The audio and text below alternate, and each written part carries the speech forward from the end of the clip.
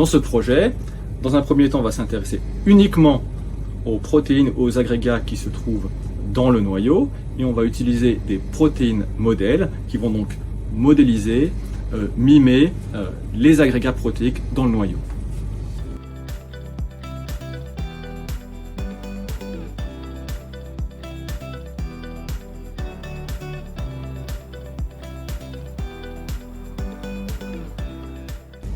Bonjour, je suis Frédéric Frottin, je suis chercheur CNRS. Je travaille à Gif-sur-Yvette, à l'Institut de biologie intégrative de la cellule.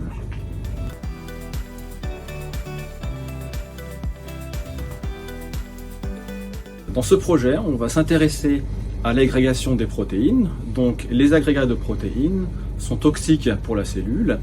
Et on va s'intéresser à la toxicité, notamment dans le noyau des cellules, qui est un domaine jusqu'à présent peu étudié.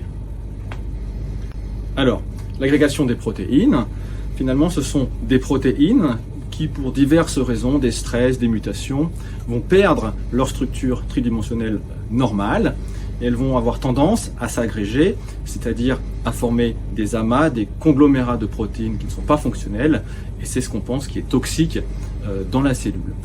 Alors, dans la cellule, la localisation de ces agrégats, il y en a à l'extérieur de la cellule, à l'intérieur de la cellule, et dans la cellule à différents endroits. Un des endroits est le noyau cellulaire qui contient notamment l'information génétique. Dans le noyau, il y a différents types de problèmes, notamment dans l'expression génétique, c'est-à-dire la transmission de l'information entre l'ADN et la protéine.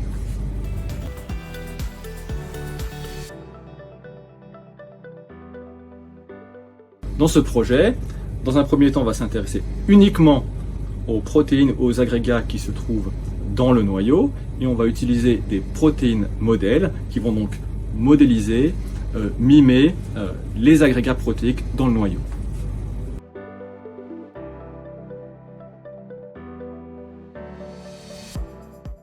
Dans un premier temps, comme on s'intéresse à quelque chose qui est peu étudié, c'est fascinant puisque l'on peut découvrir beaucoup de choses.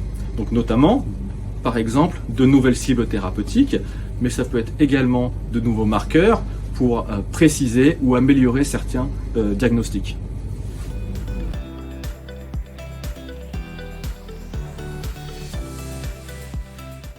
Alors ces études sont très coûteuses, plusieurs dizaines voire centaines de milliers d'euros, et donc nous remercions bien évidemment la Fondation Vaincre Alzheimer pour sa générosité.